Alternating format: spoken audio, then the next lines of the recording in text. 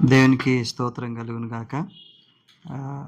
బైబిల్ని పరిశుద్ధ గ్రంథము, ఈ పరిశుద్ధ గ్రంథాన్ని మనము స్టడీ చేసి ఇందులో ఉన్న విషయాలు తెలుసుకోవాల్సిందిగా మనము ఆలోచన చేస్తూ ఉన్నాం, స్టడీ చేస్తున్నాం. ఎంత గొప్ప గ్రంథము అనంటే, ఒక మాటని మనము 119వ కీర్తనలో చదువుకొని మనము ముందుకెళ్దాం.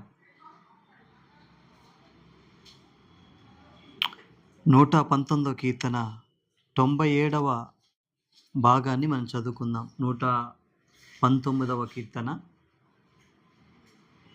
Psalms 119:97. నీ ధర్మశాస్త్రము నాకెంతో ప్రియముగా ఉన్నది, దినమెల్లా నీ మాటలను నేను ధ్యానిస్తూ ఉన్నా, ధ్యానం చేస్తూ ఉన్నా, చదువుతూ ఉన్నాను అనే విషయాన్ని భక్తుడు ఇక్కడ రాస్తూ ఉన్నాడు. మన జీవితాల్లో దినమెల్లా ఆయన వాక్యాలు మనతో ఉంటే, ఆయన మాటలు మనతో ఉంటే ఎంత అద్భుతంగా ఉంటుంది. రెండు విషయాలు మనం జ్ఞాపకం చేసుకోవాలి: ప్రార్థన, వాక్యం. ప్రార్థన ఏం చేస్తుంది క్రైస్తవ జీవితంలో, క్రైస్తవ ఆత్మీయ మెరుగుదల కొరకు ఈ రెండు చాలా ప్రాముఖ్యమైనవి.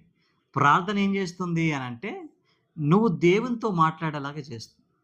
అంటే ప్రార్థన ఎందుకోసం చేస్తాము? దేవుడితో నువ్వు మాట్లాడాలంటే ప్రార్థన చేయాలి. మరి దేవుడు నీతో మాట్లాడాలంటే వాక్యం చదవాలి. వాక్యం ద్వారా దేవుడు నీతో మాట్లాడతాడు. సో చాలా మట్టుకు క్రైస్తవులు ఏం చేస్తారు, దేవుని పిల్లలు, దేవుని విశ్వసించేవారు అని అంటే ప్రార్థన మాత్రమే చేస్తారు. సో ఆయన మనతో మాట్లాడడానికి అవకాశము ఇవ్వరు. ఆయన మనతో మాట్లాడాలంటే వాక్యం మనకు కావాలి.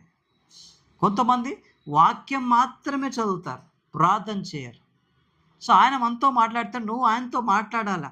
మీ ఇద్దరికి కమ్యూనికేషన్ మంచిగా ఉండాలి. మీరిద్దరూ దేవుడు మనము ఎక్కువ సంభాషణలో ఉండాలి, స్నేహితులుగా ఉండాలి.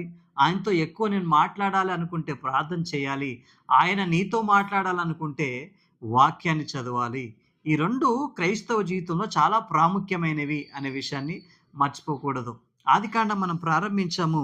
మొదటి అధ్యాయంలో 18-19 వచనాల వరకు మనం చదువుకున్నాం. ఇదిన 20వ వచనం నుంచి మనము చదువుకుందాం. దేవుడు